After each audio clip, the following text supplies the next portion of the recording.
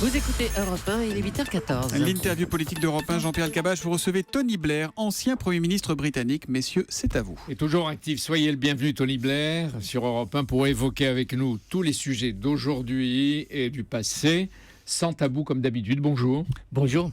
Merci d'être là. C'est un plaisir.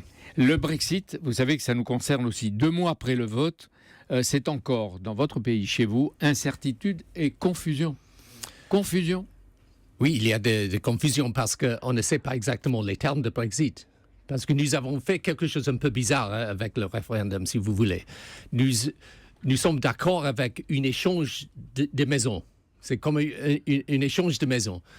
Mais nous n'avons pas vu l'autre maison. Nous avons fait un accord pour faire l'échange, mais à ce moment, on ne sait pas les termes de Brexit, on ne sait pas les coûts, les conséquences, parce qu'on n'a pas eu encore la négociation. Oui, c'est un drôle de pays quand même, parce qu'un Premier ministre, Theresa May, ne voulait pas du Brexit. C'est elle qui est chargée de l'appliquer avec un gouvernement qui est hésitant et divisé. Ceux qui le voulaient n'en veulent plus. Et ceux qui le refusaient, 48% des Anglais ou des Britanniques, continuent de le combattre. Est-ce que le référendum était une faute politique ? Même si c'est le passé.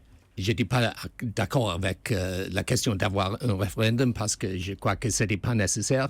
Mais il faut accepter, on a eu le référendum, on a eu le résultat. Mais à ce moment, le débat continue parce que, comme je viens de dire, nous n'avons pas vu Qu'est-ce que ça veut dire Brexit? Ça veut dire quoi pour, par exemple, le marché unique? Qu'est-ce que ça veut dire pour les fabricants des voitures? Qu'est-ce que ça veut dire pour le marché financier et bancaire? Et la libre circulation. Et la libre circulation du peuple, oui. Mais vous vous rendez compte que les citoyens de l'Europe ne peuvent pas être sans arrêt les victimes des irrésolutions et des hésitations des gouvernants de Londres. Non, je peux comprendre ça tout à fait, mais il faut aussi comprendre que les sentiments dans la Grande-Bretagne, c'est pas seulement les sentiments uniquement pour les gens de la Grande-Bretagne, c'est aussi les sentiments partout en Europe. Il y a une réaction contre l'autorité, il y a une réaction contre la mondialisation, il y a la question de migration. Bon, ce sont pas seulement les sentiments des Anglais. C'est un ensemble. Oui. Theresa May a répété hier, Brexit, ça veut dire Brexit. Dehors veut dire Brexit. Soit. Mais quand? Quand dehors?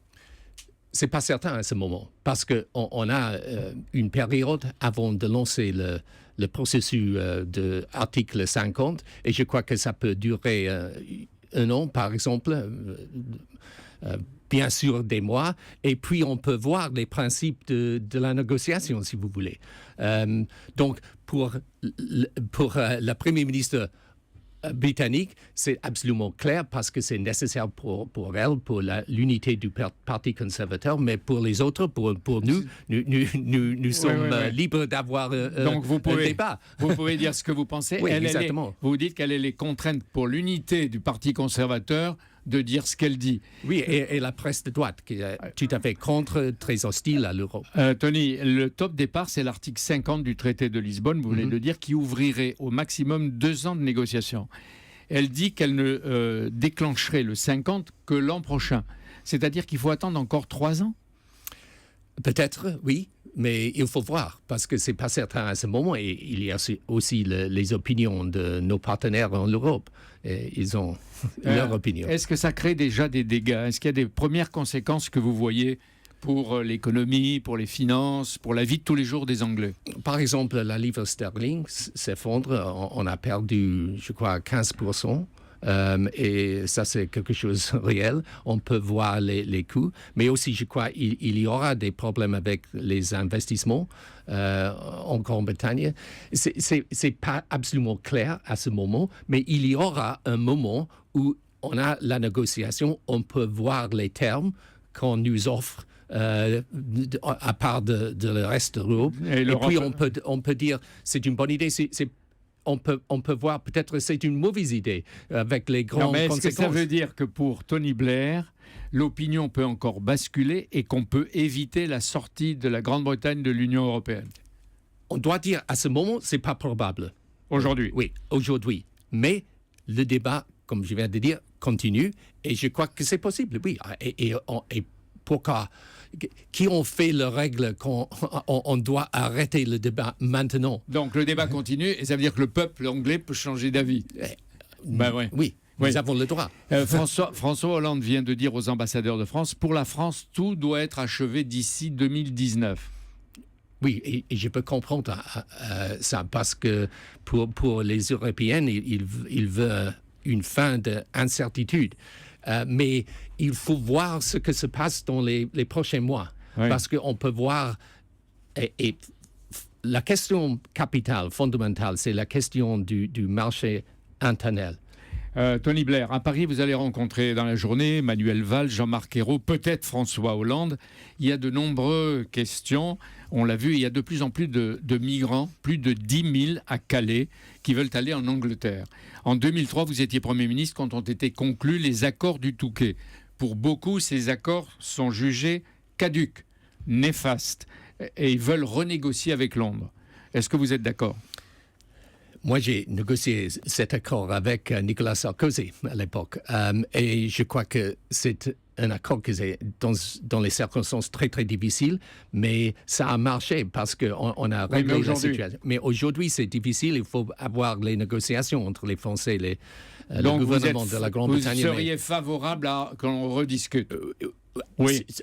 On doit, parce que ça, c'est la demande, mais...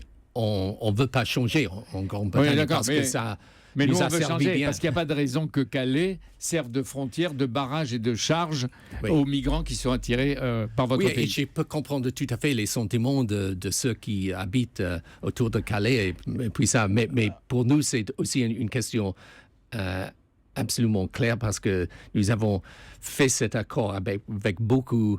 Après beaucoup de difficultés. Il y a 13 ans. Vous voyagez beaucoup, Tony Blair. Quelle est l'image de la France et de ses dirigeants aujourd'hui? Oui, moi je suis fan de la France. Bon, je crois qu'on admire France beaucoup, particulièrement après tous les attentats, tous les événements horribles que vous avez souffert. Et je crois qu'il y a un esprit dans la France qu'on respecte et on admire. C'est difficile pour vous parce que vous avez tous les problèmes comme nous en Grande-Bretagne. Et on doit dire, on a les mêmes sentiments partout dans le monde. On peut voir ça dans la campagne électorale, par exemple, dans les États-Unis. Mais si à lointain, on voit la France, on voit un pays fort et un pays avec un esprit fort et extraordinaire. Oui, vous êtes gentil pour nous, mais la France, non, donc, mais je veux le dire. Elle vaut mieux que ce qu'elle croit elle-même. En 1998, Laurent Fabius, vous avez reçu à l'Assemblée nationale et vous aviez dit, je m'en souviens, il n'y a ni droite ni gauche. Il y a ce qui fonctionne et ce qui ne fonctionne pas. Ça reste valable. Ça reste valable, oui, parce que le monde change et si on veut avoir une politique pertinente, il faut changer avec le monde. Mais ça veut dire que est-ce qu'on peut imaginer... Et donc c'est pas vraiment une question de gauche et de droite. Il y a des traditions à gauche, des traditions à droite. Il y a des différences sur la question des valeurs peut-être, mais il y a aussi un terrain commun où il faut faire une politique moderne, radicale, juste, mais une politique qui correspond à la réalité du monde. Oui, mais vous savez que chez les conservateurs dans votre pays, les travaillistes, il y a des difficultés, il y a des réformateurs, il y a des conservateurs, et chez nous aussi, n'en parlons pas. La crise de l'Europe, c'est quelque part une crise des réformateurs, si vous voulez. Donc le blairisme, ce qu'on a appelé le blairisme, ça continue à être... C'est une insulte ou non? Non, là c'est pas une insulte. L'insulte, elle va venir tout à l'heure. Mais est-ce que ça veut dire qu'aujourd'hui, pour le monde tel qu'il est en train de bouger, que vous voyez, les réformateurs de droite et de gauche devraient s'accorder dans certains moments, il y a le terrorisme, il y a la mondialisation, tout ce qui change, devraient s'accorder dans l'intérêt général bien compris? Oui, c'est ça. Et nous sommes devenus, le problème pour les réformateurs, c'est que nous sommes devenus ceux qui gèrent le statu quo. Il nous faut devenir ceux qui changent le statu quo.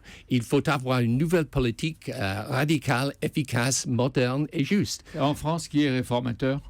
Il y en a beaucoup. Ah, ça c'est de la prudence. Ça.